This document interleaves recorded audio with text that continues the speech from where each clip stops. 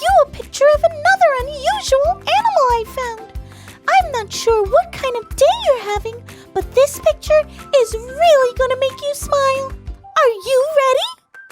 This little guy is called an axolotl. Oh, I don't know how to say it. It's kind of like a salamander's bizarro cousin that's always smiling. I wonder why it's so happy. Maybe it knows what our Bible story is about.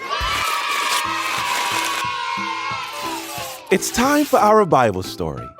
It comes from the book of 2 Samuel in the Old Testament, a long time ago. Because no one could see God, God had to be with the people in ways humans could understand. The Ark of the Covenant was one of those ways. What is the Ark of the Covenant? Well, think of like a big treasure chest, except instead of holding gold coins and gems, it was the place where God would come to meet with people. The people who respected and valued the Ark often grew and experienced God's power in their own lives. As you can imagine, the Ark needed to be handled with care, and unfortunately, it wasn't. This caused sadness and confusion with God's people. King David even thought that maybe it was best to keep the ark far away from him.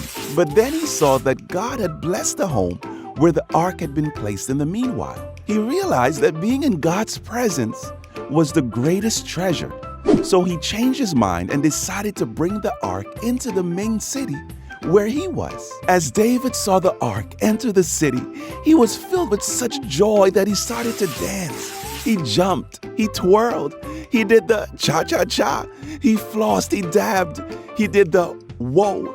He shook his body like no one was watching, but everyone was watching, and he was the king. This was unusual. King David's wife saw this and was embarrassed, but David didn't care. He couldn't help it. He was in the very presence of God again, and as he danced the day away, everyone knew that God gives unexplainable joy.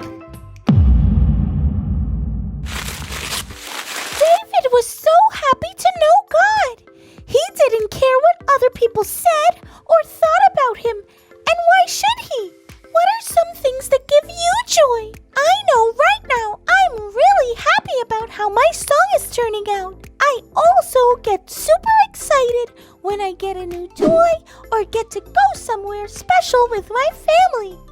But when I think about God and about everything God has done for me, I get so happy, and sometimes I can't say why, just like how I couldn't say that animals' names earlier. I just know that I'm happy because God loves me. That's how I know God gives unexplainable joy.